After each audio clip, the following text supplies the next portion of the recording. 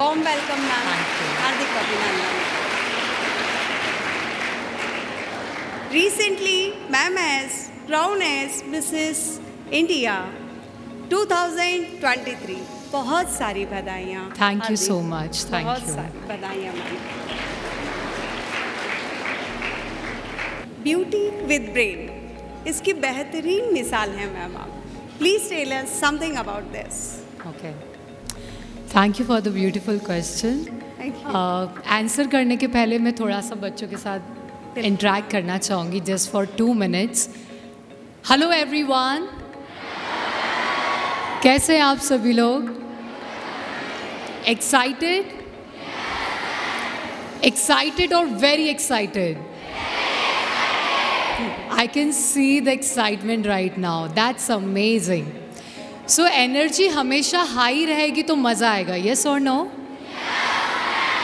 So I want, मैं यहाँ पे मैम से इंटरेक्ट करूँगी, but at the same time मुझे आप सब लोगों का अवेयरनेस यहाँ पे चाहिए। सब लोग कर सकते हैं?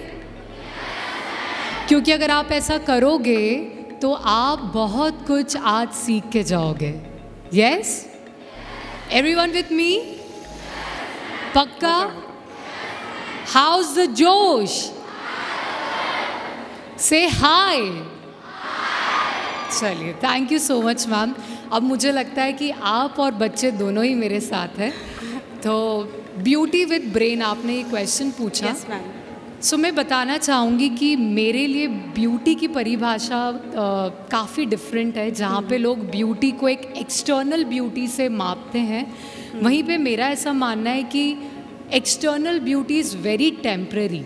Yes ma'am. यू नो, आज मैं हुई, आप हुए, बाकी सब लोग हुए, जितना ये एक्सटर्नल ब्यूटी आज ये हो सकता है कुछ टाइम बाद ये बदल जाएगा, बट कितना इंटरनली आप हम अपने आप को खूबसूरत बनाते हैं समय के साथ, अनुभवों के साथ एंड अपनी लर्निंग्स के साथ, आई थिंक वो इंटरनल ब्यूटी इतनी परमानेंट हो जाती है कि सालों बीत जाते हैं, बहुत सारा टाइम निकल जाता है, बट वो जो ब्यूटी है वो हर बार आपके चेहरे पे झलकती है।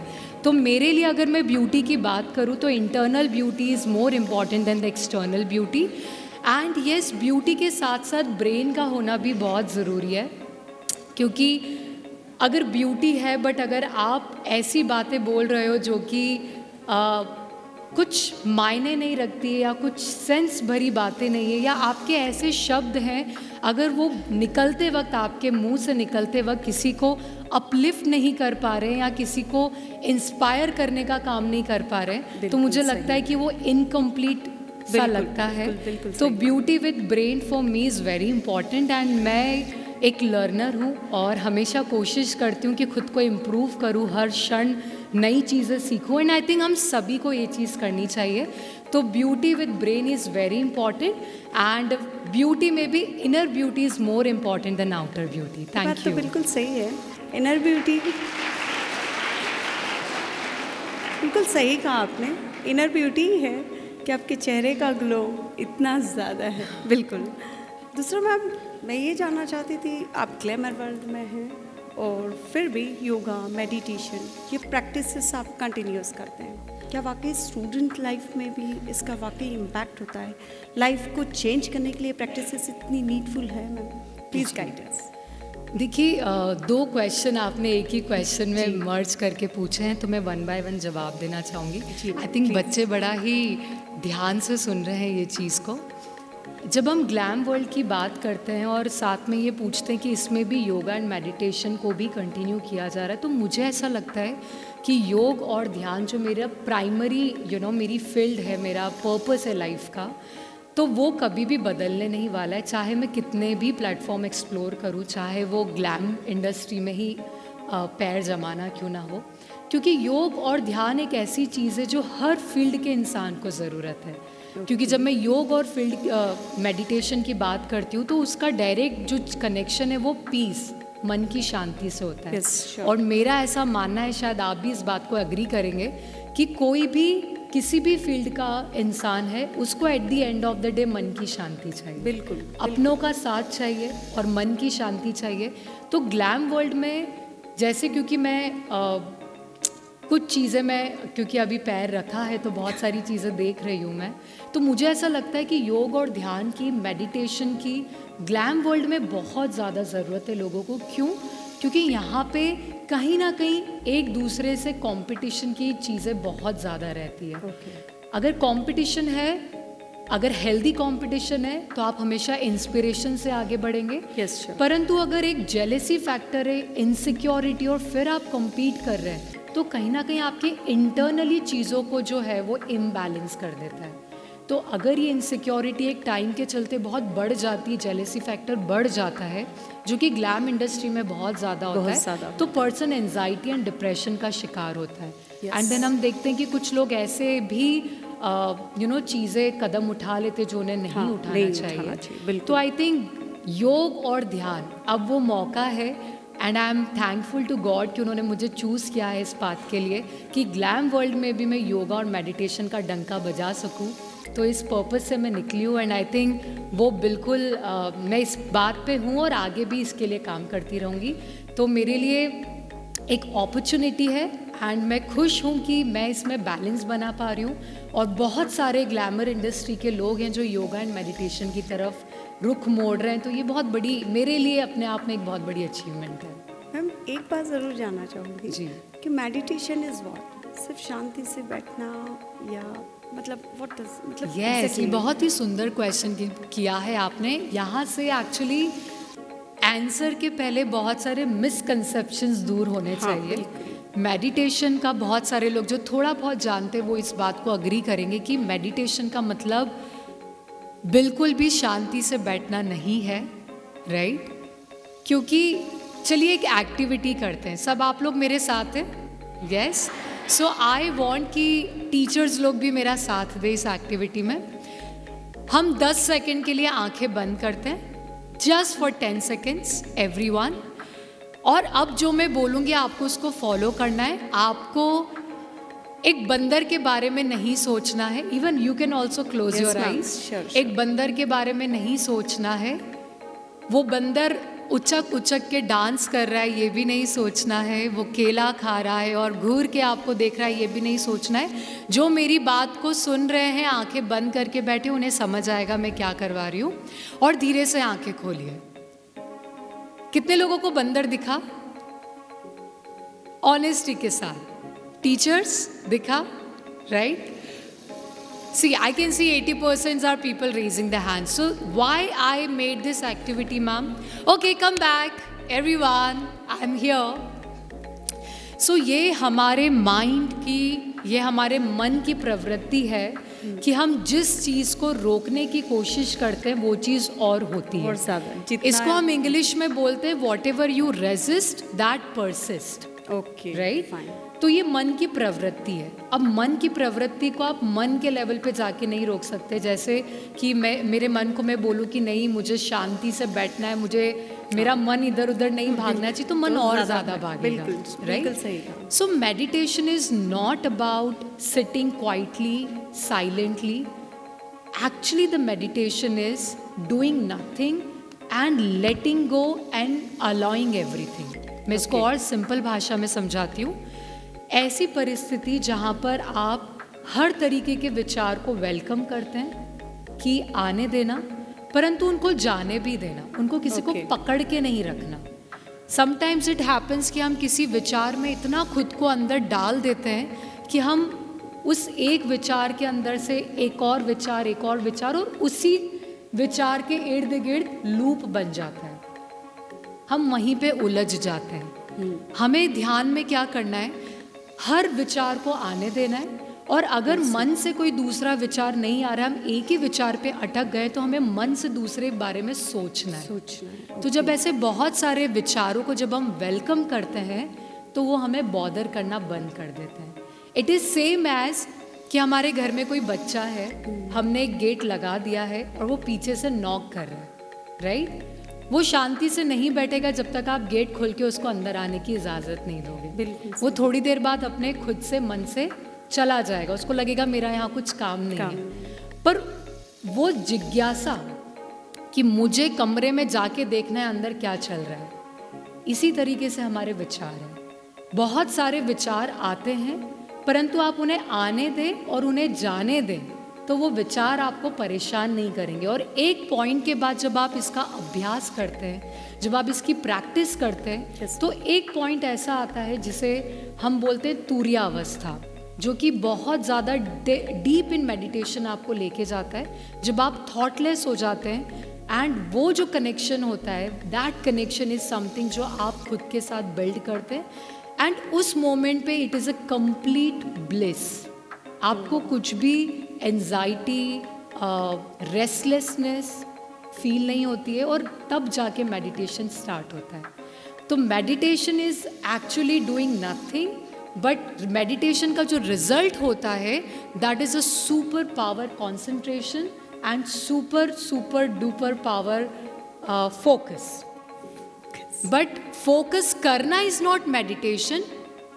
Letting every thought come in and go, that will help you to go in meditation, and the result of meditation will be super great concentration and focus. I hope आप सब लोगों को क्लियर हुआ मैं क्या बोलना चाह रही हूँ. Yes? क्या बात है, बच्चे बड़े अच्छे हैं यहाँ के. नहीं, बच्चे तो वाकई मैम बहुत सारे डिपार्टमेंट्स में, मतलब जैसे आप योगा एक्सपर्ट भी हैं, आप रोडीज़ भी रहे हैं, आपके पास इंजीनियरिंग की भी डिग्री है, इतने सारी वर्किंग में स्ट्रेस नहीं होता? कैसे मैनेज करें टाइम मैनेजमेंट, ये सारी प्रॉब्लम्स आप फेस कैसे कर पाते हैं? मैम ये आपने अच्छा क्वेश्चन पूछा है. बहुत सारे लोग सेम क्वेश्चन ऑलमोस्ट पूछते हैं. मुझे ऐसा लगता है कि जब भी ये थॉट मेरे जहन में आता है, जब भी दिमाग में ये बात आती है, तो मैं हमेशा एक ही चीज़ सोचती हूँ कि मैं इकलौती नहीं हूँ जिसको स्ट्रेस या मैनेज करना पड़ रहा है. पूरी दुनिया एक्चुअली यही कर रही है. पूरी दुनिया एक साथ मल्टीपल चीज़ों को हैंडल करे. और अगर हम महिलाओं की बात करें तो उनके अंदर जो शक्ति होती है एक साथ बहुत सारी चीज़ों को हैंडल करने की, आई थिंक वो हम ना माप सकते, ना उसको शब्दों में बयां किया जा सकता है, क्योंकि हम पैदा ही मल्टीटास्किंग से होते हैं. क्योंकि घर भी संभालना है और फिर एक हमारे अंदर फायर है कुछ करने की, तो परिवार के लिए भी करना है, खुद के सपनों के लिए भी करना है, देश के लिए भी करना है, सोसाइटी को भी कंट्रीब्यूट करना है. तो मुझे ऐसा लगता है कि ये सिचुएशन ऐसी है जिससे हर कोई पर्सन जो है वो गो थ्रू कर रहा है. बट नज़रिया बहुत मायने रखता है कि आप इस सिचुएशन को मैं बेचारा या मैं बेचारी बन के देख रहे हैं, या फिर आप इसको ऐसे देख रहे हैं कि okay I am the chosen one, मुझे एक अपॉर्चुनिटी मिली है कि मैं इन चीज़ों को बैलेंस करूँ और कुछ ऐसी चीज़ निकालूँ जिससे मुझे भी फ़ायदा हो बट लोगों को भी फ़ायदा हो.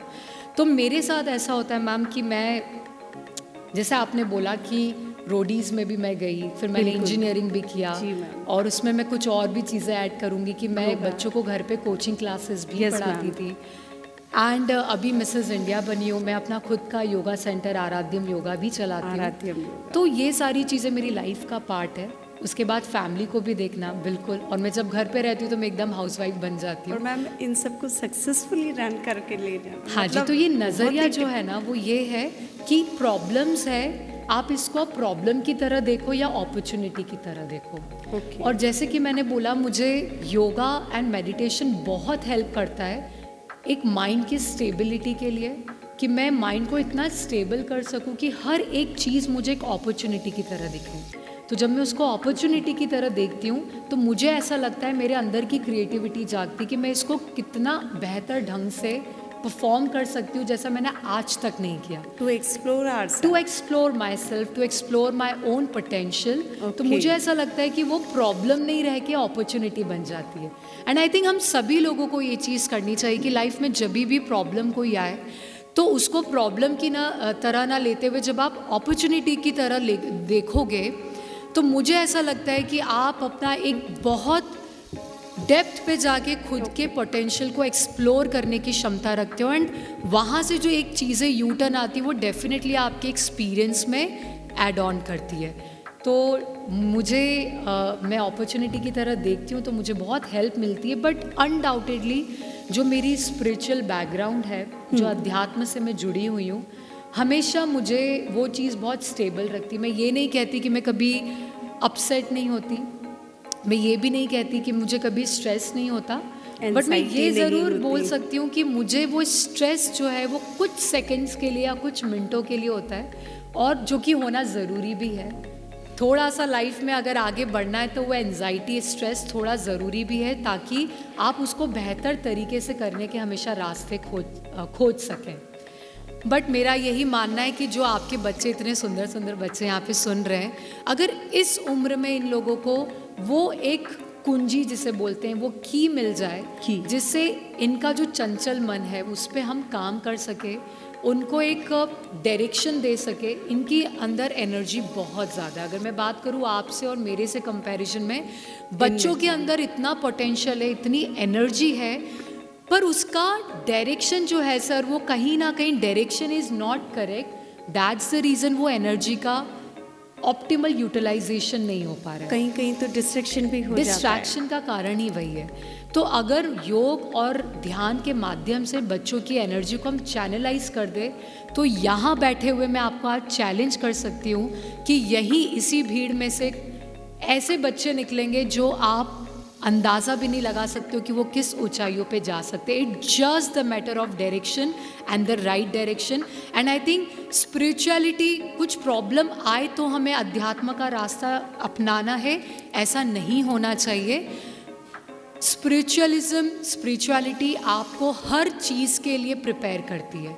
जैसा मैं हर अपने इंटरव्यू में बोलती हूँ कि स्पिरिचुअलिज्म आपको सक्सेस को हैंडल करने के लिए भी हेल्प करता है, साथ ही साथ फेलियर को भी हैंडल करने के लिए हेल्प करता है। And life is all about success and failure. Yes ma'am. अगर मैं ऑनेस्टली बोलूँ, मैं अभी मिसेस इंडिया बनी, मैंने बिल्कुल नहीं सोचा था, बट मैंने सिर्फ अपना 100% दिया। बट जब मैं मिसेस वर्ल्ड के लिए गई तो मेरा 8th नंबर पे मेरा नाम कॉल हुआ and I couldn't win Mrs world. मैंने अपना 100% वहाँ भी दिया, आई थिंक 200% दिया होगा, बट देन मिसेस वर्ल्ड नहीं जीतना, हो सकता है दिस इज़ ऑल्सो फेलियर। तो मैं डिप्रेशन में जा सकती थी, एनजाइटी में जा सकती थी, because when you put your heart out for something, जब आप अपना दिल से पूरी मेहनत निकाल देते हो और फिर आपको रिजल्ट नहीं मिलता है, तो लोग फेलियर को संभाल नहीं पाते हैं। पर अगर आप अध्यात्म के रास्ते पे हैं तो आप उस प्रोसेस को एंजॉय करोगे, ना कि रिजल्ट को एंजॉय करोगे। एंड मैं अपनी लाइफ में जो इस पूरी जर्नी में, प्रेपरेशन में, जो मेरा ट्रांसफॉर्मेशन हुआ, जो पर्सनालिटी मैंने बिल्डअप करी, मैं पूरी लाइफ उसको चेरिश करने वाली हूँ। एंड मुझे ऐसा लगता है there is nothing like failure in my life. मुझे मिसेस वर्ल्ड का क्राउन नहीं मिला, बट आई थिंक उसके अलावा मैंने बहुत कुछ सीखा है। तो सर, स्पिरिचुअलिटी जो है वो आपका फेलियर से कम बैक बहुत फास्ट कर देती है। और मुझे पता है कि मुझे किस डायरेक्शन में आगे बढ़ना है। और मुझे क्योंकि लाइफ में एक झटका मिला था, जब 12th कॉलेज के बाद मैं जब अपनी ड्रीम जॉब को परस्यू नहीं कर पाई किसी सर्कमस्टांसेस की वजह से, तो एंजाइटी डिप्रेशन वाला जोन आया। तब मेरा टाइम बड़ा ख़राब हुआ, वेस्ट हुआ।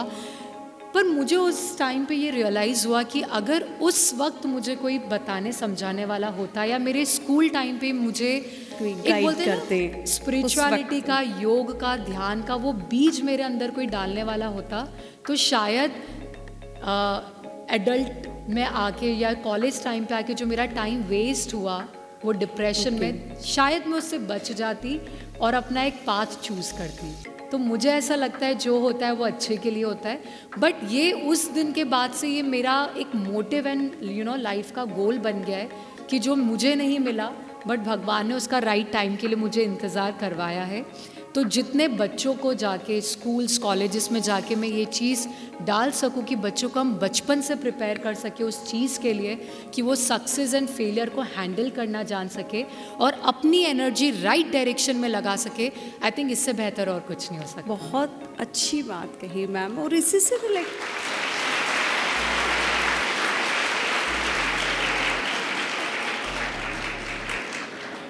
इसी से रिलेटेड एक और सवाल ही है मेरा। तू कर्म किए जा, फल की इच्छा ना कर, ये मैसेज है भगवान कृष्ण का जी।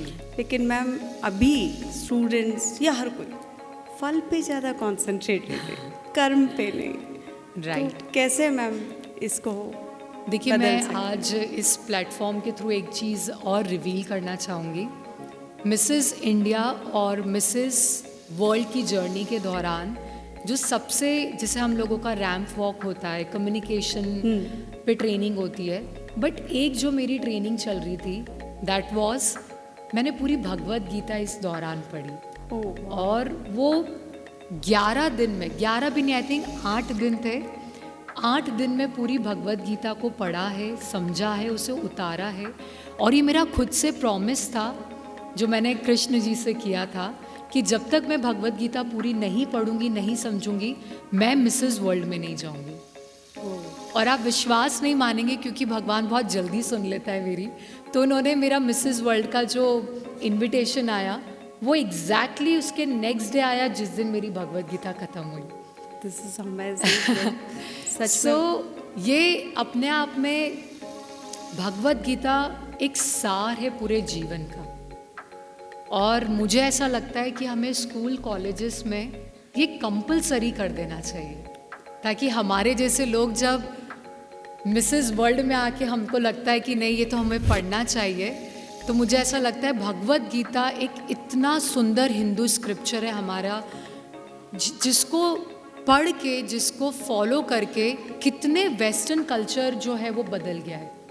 वेस्टर्न लोग जो हैं, बाहर के लोग भगवत गीता की चीज़ को अपना रहे और अपने जीवन में उतार रहे, और आई थिंक वहीं से अपना यूट्यूब चैनल्स भी चला रहे। तो जो चीज़ हमारे देश की है, जिसका ओरिजिन, जिसका जन्म हमारी देश में, हमारे भारत में हुआ है, हम क्यों उसको फॉलो नहीं करें। तो भगवत गीता जो सबसे सुंदर बात सिखाती है कि आप अपना कर्म करो और फल की चिंता मत करो, दैट इज़ सो ब्यूटिफुल। और इस छोटी सी लाइन ने, इस छोटे से वर्ड्स ने मेरी लाइफ को इतना 360 डिग्री पे चेंज किया है कि मैं बता नहीं सकती। जब हम लाइफ में सिर्फ एंड रिजल्ट्स के पीछे रहते हैं तो हमारे दिमाग में 24 घंटे वही चलता रहता है। पर मैं ये बोलती हूँ कि it is very important to enjoy the process, because जो मज़ा, जो लर्निंग, जो लेसन्स आपको उस प्रोसेस में है, वो शायद रिजल्ट मिलने पे भी नहीं होगा। You all understanding my point? Yes. देखिए, एक छोटी सी चीज़ समझते हैं, ठीक है? आपको एक असाइनमेंट मिला है, उस असाइनमेंट में आप रोज़ मेहनत कर रहे हो क्या कि मेरा असाइनमेंट बेस्ट हो, मुझे उसमें मैक्सिमम मार्क्स हैं। Yes, just try to understand. मैं बच्चों को थोड़ा उस हिसाब से बताऊंगी ताकि वो समझ सके। अब उस असाइनमेंट को बनाने के लिए हो सकता है कुछ लोगों को इंटरनेट चलाते ही नहीं आता हो, तो आपने इंटरनेट चलाना स्टार्ट किया, आपने अलग अलग वेबसाइट को एक्सप्लोर करना स्टार्ट किया। आपको पहले डर लगा कि अरे हम सही तो कर रहे हैं, राइट, कुछ गलत तो नहीं खुल जाएगा। यस, फिर हम क्या करते हैं, हम हमारे मम्मी पापा के पास जाते हैं, हम उनसे हेल्प लेने की कोशिश करते हैं। अदरवाइज तो हम मम्मी पापा के पास बैठते ही नहीं, आजकल हमेशा मोबाइल पे लगे रहते हैं। यस, तो हमें मम्मी पापा के साथ बैठने को मिला।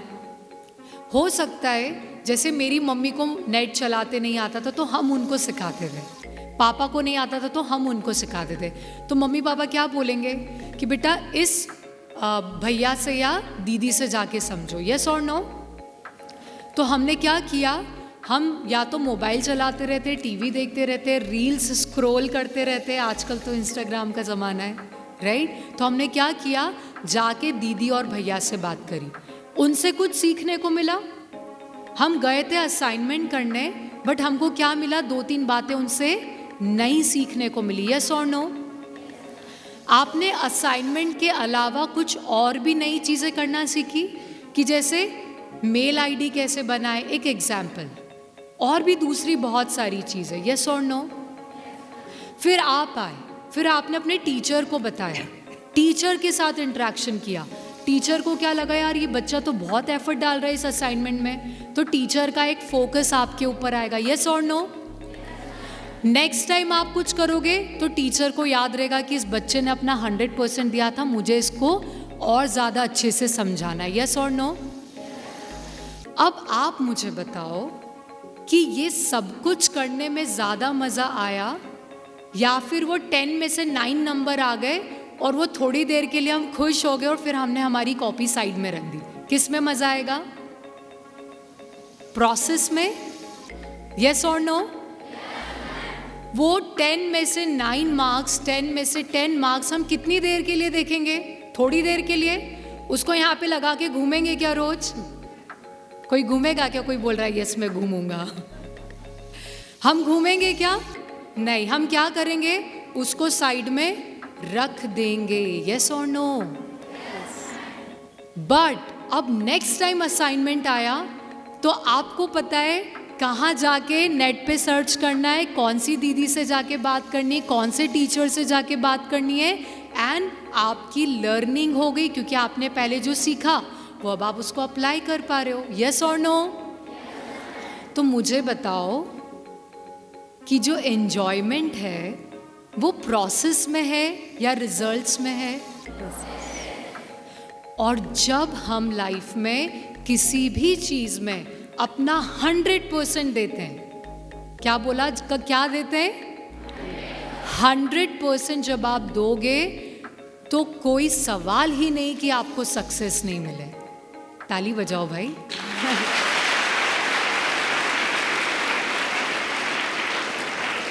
Yes, right. मुझे नहीं पता आप लोग कितना मेरी बात को समझ पा रहे हो, पर एक बात या तो इसको लिख लेना और घर जाके रोज एक बार पढ़ना। सब लोग करेंगे क्या? कॉपी में जाके हमें एक चीज़ लिखनी है कि सक्सेस और फेलियर। सक्सेस क्या होती है? जब हम जीत जाते। फेलियर कब होता है? जब हम, मतलब हमने जो सोचा जब वो नहीं होता है तो हमको लगता है हम फेल हो गए। ठीक है? सक्सेस और फेलियर हमेशा आते जाते रहेंगे। जैसे मैम मिसेस इंडिया जीती बट मिसेस वर्ल्ड नहीं जीती, पर हो सकता है अब आने वाले टाइम में मैम और कुछ बड़ा जीते। प्रे करोगे कि नहीं सब लोग? यस।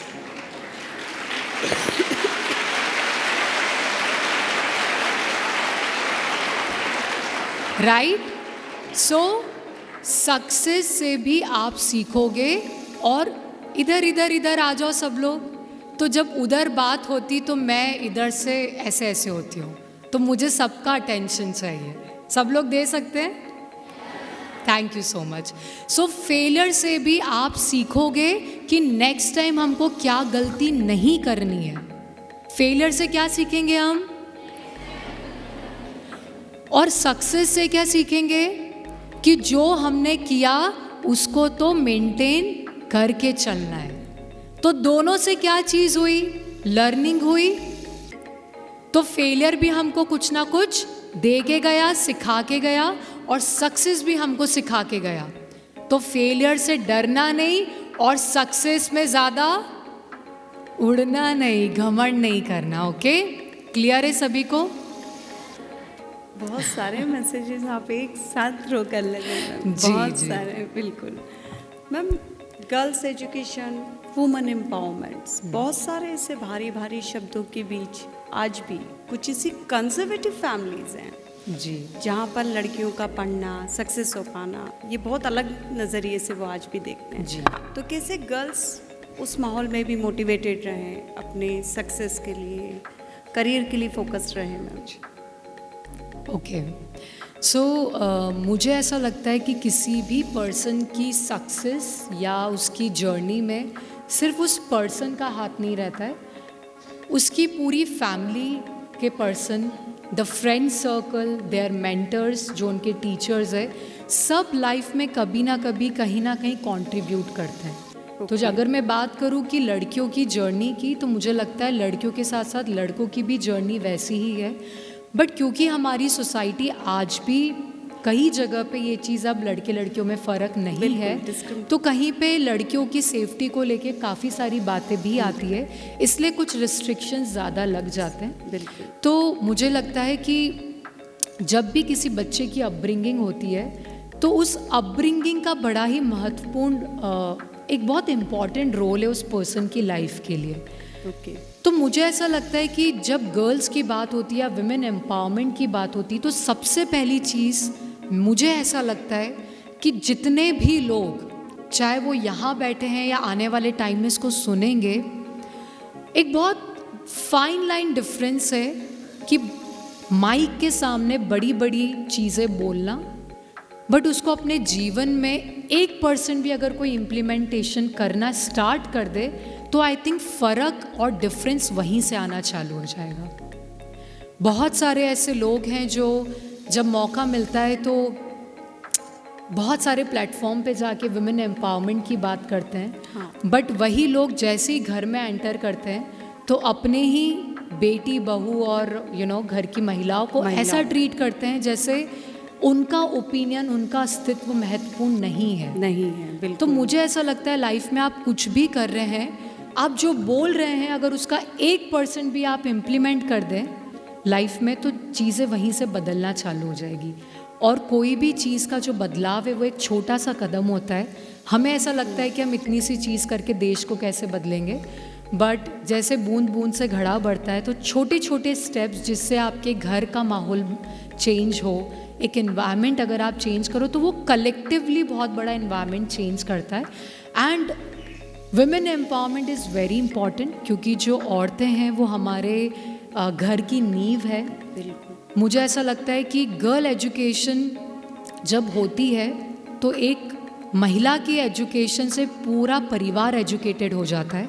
पूरी एजुकेशन परिवार के आगे किस तरीके से आगे बढ़ेगी वो डिसाइड हो जाता है। तो women education, girls education and women empowerment is very important क्योंकि मेरा मानना है कि अगर किसी भी स्पिरिट ने, किसी भी सोल ने इस धरती पे जन्म लिया है अगर ह्यूमन बॉडी में, तो उसका हक है, उसको पूरी फ्रीडम मिलनी चाहिए, उसको अपने टैलेंट को एक्सप्लोर करने का मौका मिलना चाहिए। एक राइट गाइडेंस ज़रूरी है।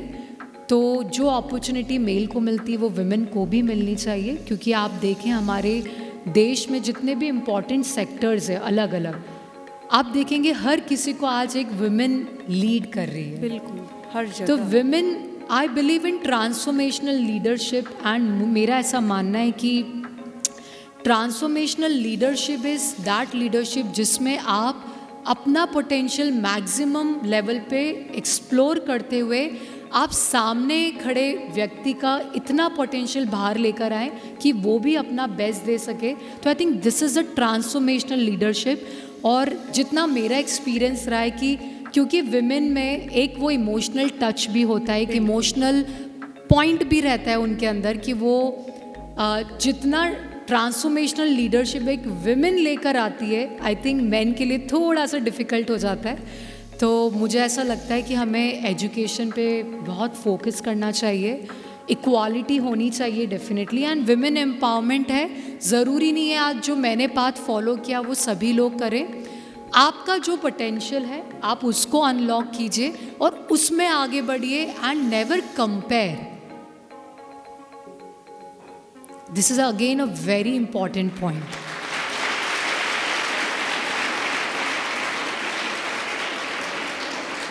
Never ever compare with somebody to such a extent कि आपको जेलेसी या इनसिक्योरिटी आए।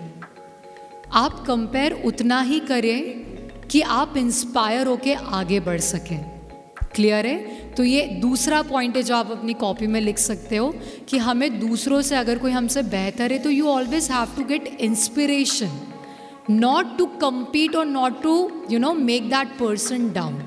तो जब आप इस हेल्दी स्पिरिट के साथ भी कंपटीशन करेंगे तो आई थिंक आप खुद भी एक इंस्पिरेशन बनेंगे दूसरों के लिए और आप बहुत अच्छा करेंगे। बट नेगेटिव कंपैरिजन जब होता है तो वो जेलेसी इनसिक्योरिटी में होता है, और जब भी जेलेसी इनसिक्योरिटी आपकी लाइफ में आती है तो आपका इम्बैलेंस लाइफ में सुनिश्चित है, वो होगा ही होगा। अब वो इम्बैलेंस कहाँ जाके किस तरीके से निकलेगा you can not imagine, but it's very important to have a healthy competition and always take inspiration, get inspired from others who is doing better than you and never ever feel jealousy और insecure. And again इस feeling को बोलने भर से नहीं होगा, इसको practice में लाना है तो आपको मेडिटेशन एंड कुछ ब्रीदिंग एक्सरसाइजेज जिसे हम प्राणायाम बोलते हैं वो बहुत हेल्प करेगा। ये बात आपने बिल्कुल सही कही मैम।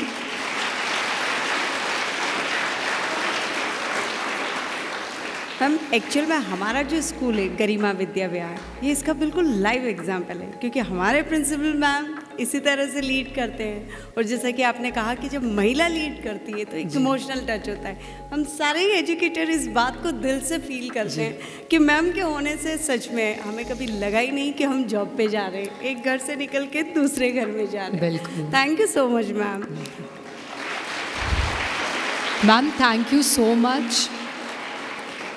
और मैम आपके बारे में बहुत कुछ मैंने सुना है, एंड जिस तरीके से आप बच्चों को एक वो एक फैमिली टच के साथ जब हम कोई चीज़ सिखाते हैं, कोई भी चीज़ सीखने और सिखाने में जब अपनत्व रहता है तो उसका मज़ा ही कुछ और होता है। And that I think I can see in students face and their energy. So congratulations to you. Thank you madam, thank you and God bless you. Ma'am कुछ बच्चे आपसे कुछ क्वेश्चंस करना चाहते हैं। मैम मैं खुद नेशनल प्लेयर गोल्ड मेडलिस्ट हूँ योगा में, तो मेरा ये क्वेश्चन है कि योगा एंड मेडिटेशन स्टूडेंट की लाइफ में क्या इंपॉर्टेंट रोल प्ले करता है? वाह, बहुत first of all congratulation, you are a gold medallist.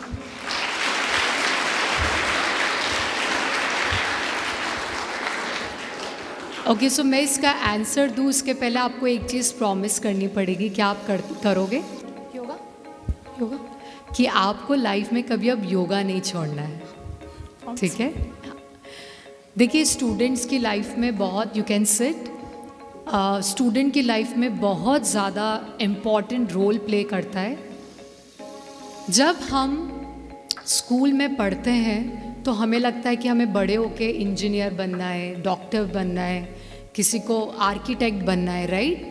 But जब हम बड़े होते चले जाते हैं तो हमारे सपने भी वो स्लैम बुक में जहाँ पे हम लिखते हैं कहीं पे कि मुझे तो डॉक्टर बनना है, हो सकता है 4 साल बाद वो स्लैम बुक का डॉक्टर जो है वो चेंज होके कुछ और बन जाता है।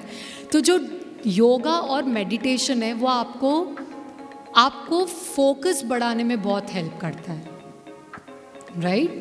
आपका कंसंट्रेशन लेवल इतना हाई कर देता है कि आपकी लाइफ में जितने भी डिस्ट्रैक्शंस आते हैं आप खुद को डिस्ट्रैक्ट ना करके एकदम फोकस के साथ अपने एम पे काम करते हो, एंड उससे आपको रिजल्ट मिलता है। साथ ही साथ जब हम एक चीज़ पे फोकस करते हैं, बट योगा मेडिटेशन आपकी एनर्जी को इतना बढ़ा देता है कि आपको मल्टी टैलेंटेड पर्सन बनाता है। अगर मैं मेरी बात करूं तो अभी हाल ही में मैंने कुछ आई थिंक 3 से 4 साल हुए हैं, और इतनी एज आने के बाद मैं रेगुलर मेडिटेशन करती हूँ। और एक दिन मेडिटेशन करते करते मुझे ये समझ आया कि I am a ambidexter person, I can write with my both of my hands. मैं दोनों हाथ से लिख सकती हूँ और दोनों हाथ से एक साथ लिख सकती हूँ।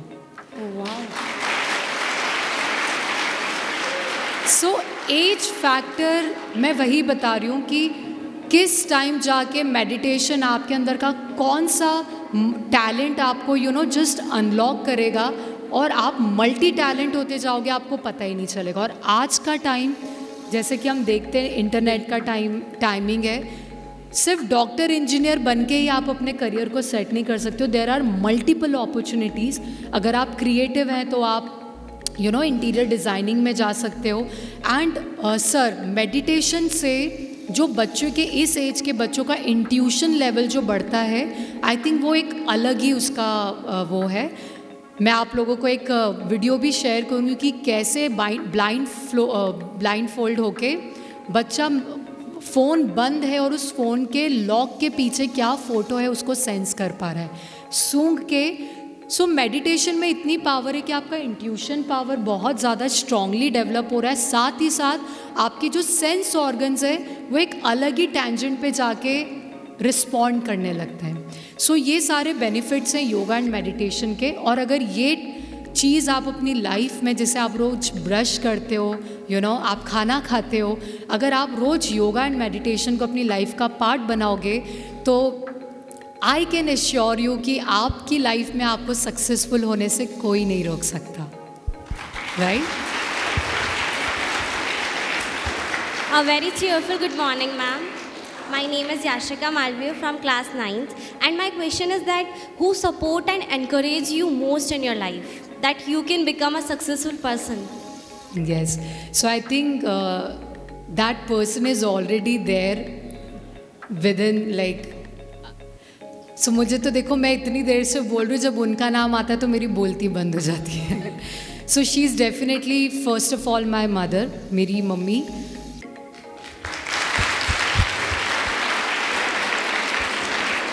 आज मेरी शादी हो गई है, 3 साल हो चुके हैं ऑलमोस्ट, और आज भी मैं कहीं भी जाती हूँ तो मैं मेक श्योर करती हूँ कि मेरी इंस्पिरेशन या मेरे सक्सेसफुल होने के पीछे जो मेरा सबसे बड़ा कारण एंड मोटिवेशन सपोर्ट है, मैं उनको साथ में लेके चलती हूँ.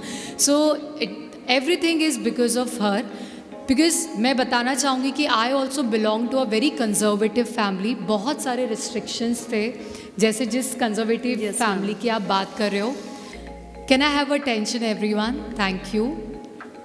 सो एक ऑर्थोडॉक्स फैमिली से बिलोंग करना, जहाँ पे घर से आपको परमिशन नहीं है किसी भी चीज़ की. आज वहाँ पे जब मैं देखती हूँ कि पूरे घर का माहौल चेंज है, सारे मेरे सिबलिंग्स जो मेरे छोटे भाई बहन हैं उनको बहुत सारा सपोर्ट मिल रहा है, तो मुझे देख के बहुत खुशी होती है कि किसी को तो एक स्टेप लेना पड़ता है. और आई थिंक वो रिस्क में, वो सपोर्ट में, जब मैं हारती थी, जब मैं रोती थी, जब मैं खुद पे डाउट करती थी समवेयर, तो जो मुझे ये विश्वास दिलाता था कि I am here for something big और मैं कुछ ना कुछ करूँगी और मुझे सिर्फ पेशेंस के साथ और अपना हार्डवर्क कंटिन्यू करना है. तो आई थिंक वो मेरी मम्मी थी और उनके सपोर्ट से मैं आज यहाँ तक पहुँची हूँ. So definitely she is the one. And second चीज़, जब आपकी शादी हो जाती है तो आप लोग बहुत छोटे हो ये चीज़ समझने के लिए, बट मैम आप एग्री करोगे कि शादी के बाद अगर आपका लाइफ पार्टनर ऐसा है जो आपके ड्रीम्स को अपना ड्रीम मान के आपको एक सपोर्ट दे, मतलब उड़ान आप भर रहे हो पर जो उड़ान के पीछे जो पंख है वो आपका पार्टनर आपको लगा देता है. I think he is the another person, he is here.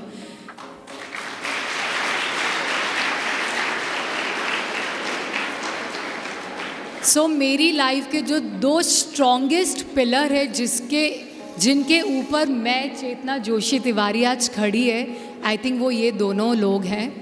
और बाकी पूरी सारे लोग जिनसे मैंने कभी लाइफ में इंटरेक्शन किया, मैं मिली हूँ, सब लोगों ने मुझे मेरी लाइफ में कुछ ना कुछ कंट्रीब्यूट किया है. जैसे अभी हमारे बीच में कौशलिन सर है, मैं उनको मुसाफिर सर बोलती हूँ.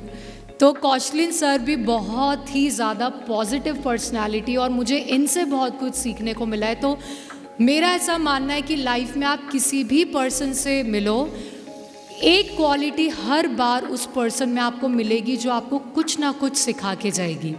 पर जैसे कि नज़रिए की बात करते हैं, अगर वो नज़रिया आपका उसकी खामियां देखने में लगा हुआ है तो आप उस पल को मिस कर दोगे जहाँ से आप बहुत कुछ सीख सकते हो.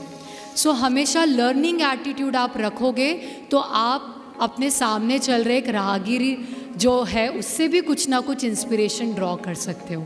तो I think these 2 are the strongest pillars of my life. बाकी मैं जिनसे मिली हूँ, मेरे टीचर्स, मेरे मेंटर्स, मेरे स्पिरिचुअल मास्टर श्री श्री रविशंकर जी, उन्होंने मुझे अध्यात्म के पाथ को इतना स्ट्रॉन्ग बनाया. तो आई थिंक ये सभी पिलर्स हैं एंड मेरा सपोर्ट सिस्टम है. Thank you. आई होप आप लोग सोए नहीं हो, आप लोग एक्साइटेड हो. जोश कैसा है सभी का? हाउस द जोश? मैम जगे हुए हैं. Hello, Mrs. India. This is Rahi Prajapati from 11th standard. First of all, you are drop dead gorgeous. So मेरा क्वेश्चन ये है, जिस प्लेटफॉर्म पर आप हो उस प्लेटफॉर्म पे सबका अपना अलग अलग नज़रिया होता है, बट अकॉर्डिंग टू यू आपका नज़रिया क्या है? Yes, good question. मेरा नज़रिया ये है, have your own perspective but always give freedom and space to other people to have their own perspective. मैं इसको हिंदी में भी दोहराती हूँ कि आप अपना नज़रिया रखें पर जो सामने वाले का नज़रिया है उसको सुने और उसको भी स्वीकार करें. क्योंकि हो सकता है कि हम एक पीला चश्मा लगा के दुनिया को पीला देख रहे हैं तो आपको सब पीला दिख रहा है, बट हो सकता है जब आप वो चश्मे को हटाएंगे तो आपको समझ आएगा कि सामने वाला जो बोल रहा है शायद उसकी बातों में भी दम है. तो जब लाइफ में एक ये एक्सेप्टेंस आ जाता है तो एक्सेप्टेंस से आपकी सारी चीज़ें बहुत रिजॉल्व हो जाती है, प्रॉब्लम्स के सल्यूशन निकलने लगते हैं. तो I think acceptance is very important in life. So जब आप एक्टिवली कोई चीज़ को एक्सेप्ट करोगे तो आपका नज़रिया तो स्ट्रॉन्ग होगा ही, बट आप सामने वाले को फ्रीडम दोगे कि उनका नज़रिया रखने के लिए. तो जब दो नज़रिए बहुत फ्रीली एक दूसरे के साथ अपने बात को रख पाते हैं तो आई थिंक वहीं से कनेक्शन बिल्ड होता है और वो कनेक्शन जो है वो लॉन्ग लास्टिंग होता है. I hope you got the answer. I got it. Thank you. Thank you so much ma'am. हमने बहुत इन्जॉय किया आपके साथ इस टाइम को. आपको फ्यूचर के लिए बहुत बहुत बधाइयाँ. Thank you so much for being with us. Thank you so much. And So actually, thanks to the principal ma'am, sir, and the entire team of Garima School, it was completely my pleasure to always interact with the young talents and students. क्योंकि मुझे बहुत कुछ सीखने को मिलता है, क्योंकि एक टाइम था जब मैं भी उसी भीड़ में बैठी रहती थी, हमेशा एक इंस्पिरेशन लेती थी जो स्पीकर आते थे. तो मेरे लिए बहुत इम्पॉर्टेंट पल है. बाकी दूसरी चीज़ें सब साइड में, बट जब मैं बच्चों के साथ इंटरेक्ट करती हूँ तो मुझे बहुत अच्छा लगता है. एंड आई थिंक सर और मैम, मैं आपको बोलूँगी कि आपके बच्चों में बहुत कॉन्फिडेंस एंड पोटेंशियल है. एक योगा की चीज़, मेडिटेशन की आप जैसे भी चाहें अपने स्कूल के बच्चों के लिए स्टार्ट करें. आई थिंक बच्चों का academically and extra curricular activity में भी बच्चे बहुत एक्सेल करेंगे. बिल्कुल मैडम, Thank मैं you. प्रॉमिस करती हूँ, बिल्कुल मैं करूँगी. Thank you so much. Thank you everyone.